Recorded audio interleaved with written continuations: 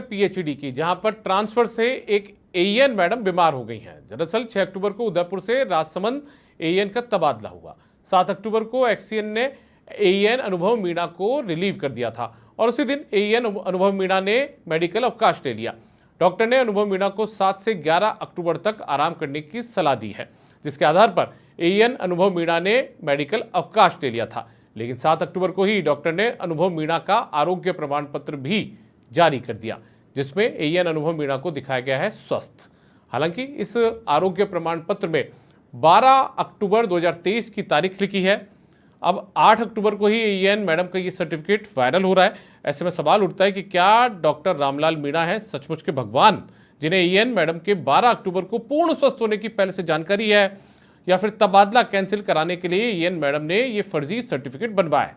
बहरहाल इन दोनों सर्टिफिकेटों से लगातार सवाल भी उठने लगे हैं। एईएन मैडम और डॉक्टर साहब दोनों पर सवाल उठ रहे हैं और आप उस सर्टिफिकेट को भी देख सकते हैं जो कि इन डॉक्टर साहब ने जारी कर दिया है।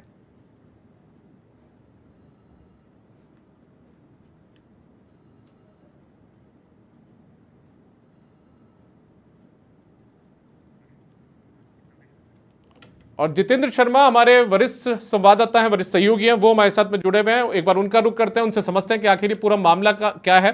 जितेंद्र, आपसे समझना चाहेंगे कि आखिर ये मामला कहाँ का है? क्या जयपुर इनका एईएन का ट्रांसफर किया गया था, उसके बाद बीमार पड़ गई हैं? नहीं, देखिए दीपक, ये मामला उदयपुर का है और एईएन अनुभव मीणा है, उसका उदयपुर टीए पद से तबादला मॉनिटरिंग राजसमंद पे कर दिया गया था, राजसमंद जिले में। तो विभाग ने 6 तारीख को ये तबादला सूची जारी की थी। उसके बाद में 7 तारीख को एक्सीएन उदयपुर द्वारा एईएन जो अनुभव मीणा है उनको रिलीव कर दिया था। विभाग के आला अधिकारियों का ट्रांसफर जो आदेश थे उसमें था कि तत्काल प्रभाव से उनको रिलीव किया जाए ताकि वो नए पद पर ज्वाइनिंग कर ले। लेकिन अनुभव मीणा नए पद पर ज्वाइन नहीं करना चाहती थी, इसलिए उन्होंने 7 तारीख को ही डॉक्टर से मेडिकल सर्टिफिकेट बनवाया, जिसमें उनको कंप्लीटली 7 तारीख से लेके और 11 तारीख तक आराम करने की सलाह दी गई।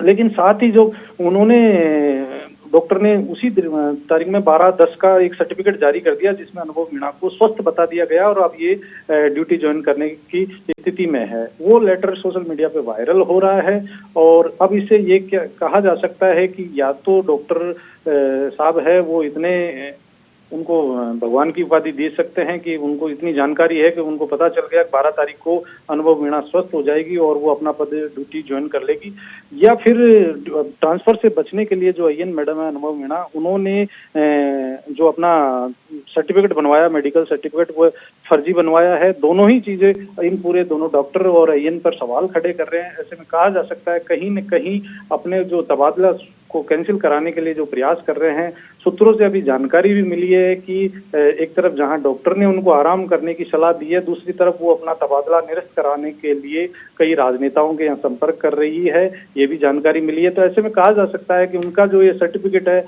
या तो वो फर्जी है या फिर वो बीमारी नहीं हुई है, दोनों ही चीजें शामिल।